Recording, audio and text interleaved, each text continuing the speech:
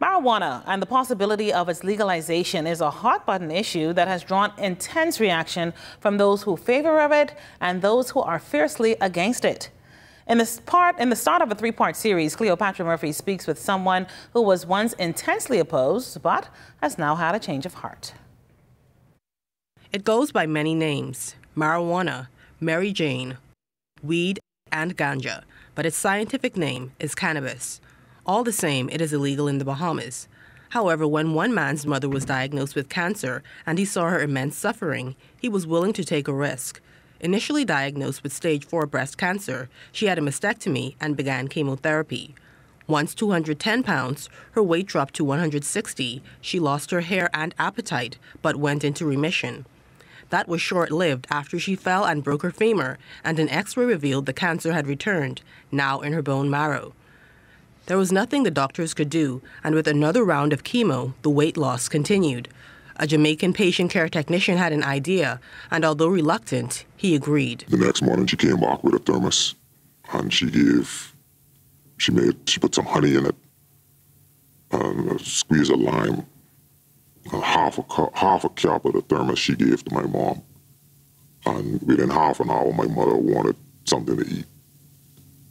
And she ate, I think, half a can of vegetable soup or something like that, which for her at that time was an amazing amount of food. His mother in her late 70s began to regain weight. She endured chemo better after drinking the marijuana tea 3 times a day.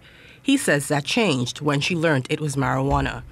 Because of the stigma attached to it, and because of the position that I hold in society, basically, where I work and so on and so forth, she wasn't even trying to hear me putting myself in a position to get locked up, purchasing something that was helping her the way that it was. And she refused to drink any more tea. She asked me to fire the patient care technician. She wouldn't eat, she wouldn't drink anything from anybody except me or one of my siblings. He says within 3 months, she was dead. That was 5 years ago. Brought to tears recalling it, he says while he is no doctor, he and his family knows what marijuana did for his mother. To me, it is completely backwards for us to be prescribing chemo and you would get locked up for something, a herb that basically you don't need no pharmacy, no additional nothing to it that could help. I don't know, I can't say, well, mommy would have been alive today, but I know for a fact the way that she was progressing, she would have lived a couple of more years. The former police officer who was once vehemently opposed to the drug and had no issue arresting others says he saw cancer and chemotherapy destroy his mother while marijuana restored her.